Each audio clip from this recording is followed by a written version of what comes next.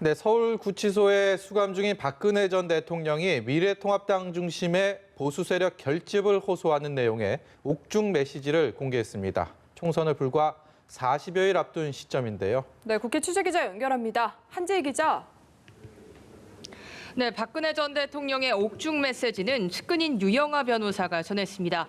박 전 대통령은 자필로 쓴 편지를 통해 여러분의 애국심이 나라를 다시 일으켜 세울 수 있다며 더 나은 대한민국을 위해 거대 야당을 중심으로 태극기를 든 여러분이 힘을 합쳐달라고 호소했습니다. 박 전 대통령이 지칭한 거대 야당은 제1야당인 미래통합당으로 해석됩니다. 박 전 대통령은 보수 통합에 대해선 정치적 유불리에 따라 이합집산하는 것 같은 거대 야당의 모습에 실망도 했지만 보수 외연의 확대를 위한 불가피한 선택으로 받아들였다고 밝혔습니다. 즉, 박 전 대통령의 메시지는 총선을 앞두고 잇따른 신당 창당으로 분열 양상을 보이는 보수 진영을 향해 미래통합당을 중심으로 대승적으로 단결하라는 것이 골자입니다. 현재 박 전 대통령은 국정농단 사건 등으로 20에서 징역 25년 등을 선고받았으나 대법원에서 파기환송심이 진행 중입니다. 네, 미래통합당 나경원 의원의 지역구죠. 서울 동작을에 민주당이 이수진 전 부장판사를 전략 공천했다고요. 네, 그렇습니다. 민주당 영입인재인 이수진 전 판사가 미래통합당 나경원 의원과 이번 총선에서 맞붙게 됐습니다. 도종환 민주당 전략공간위원장은 이 전 판사가 양승태 전 대법원장의 사법농단 의혹을 지적하는 등 약자를 위한 공정 판결에 앞장섰다며 공천 배경을 설명했습니다. 이로써 동작을은 여성 법조인 선후배 8사 출신 대결로 주목받게 됐습니다. 또 강원 원주갑에선 이광재 전 강원지사와 박우순 전 의원이 양자 경선을 치르게 됐습니다.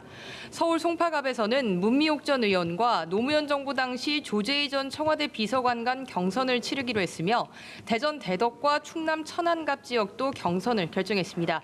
민주당은 내일 5차 경선, 오는 9일에는 6차 경선 결과를 발표할 계획입니다. 네, 한지희 기자, 미래통합당 공천 상황은 어떻습니까?